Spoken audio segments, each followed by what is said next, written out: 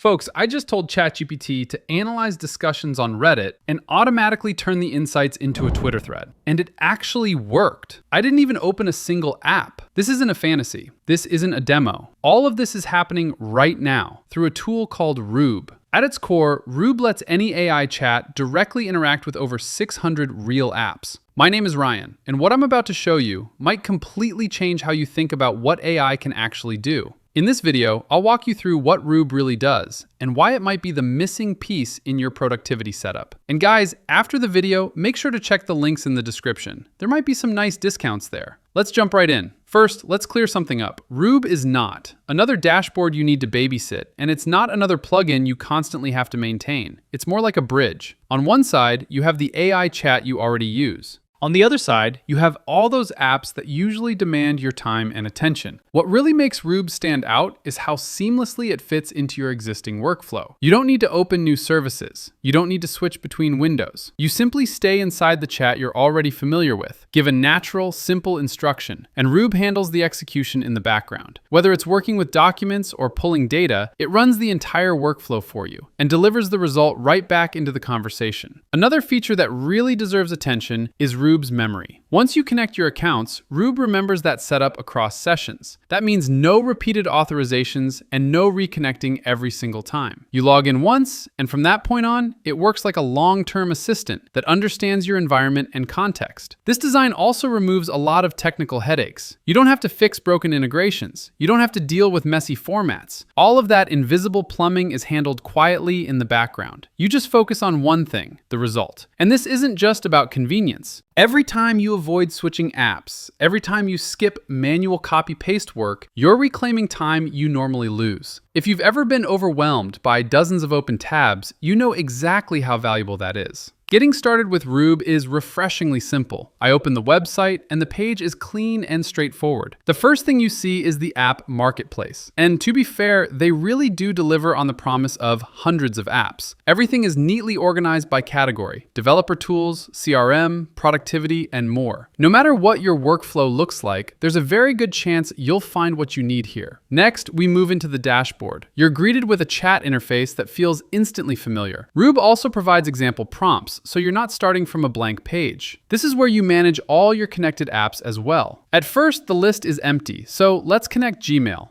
You get two options: connect through Composio or use your own developer app. I'll go with the recommended option. Select the permissions you need, complete the authorization, and the account is connected. You can clearly see what permissions Rube has and manage them at any time. For Gmail alone, there are 4 full pages of tools. The level of control is impressive. Before we move on, I just want to say this. I try to make my content fun, not boring. If this video is helpful to you, please give it a like and consider subscribing to the channel. Now let's look at real-world usage. I'll demonstrate using a custom GPT version to keep things simple. I can ask it to check my unread emails, summarize what's important, and ignore the junk. The first time, you'll need to sign into your account. Once that's done, things get interesting. Rube analyzes the request, recognizes it as a moderately complex workflow, and asks clarifying questions before moving forward. That's real intelligent automation. After I approve the plan, it starts processing my inbox. Even if it runs into an error, Rube automatically corrects itself and retries the execution. No intervention from me. Moments later, I get a clean email summary. All the key information without ever opening Gmail. That's the power of working in one unified space. Let's push it further. Here's an example of large-scale email management. I ask Rube to mark all promotional emails as spam and unsubscribe from them automatically.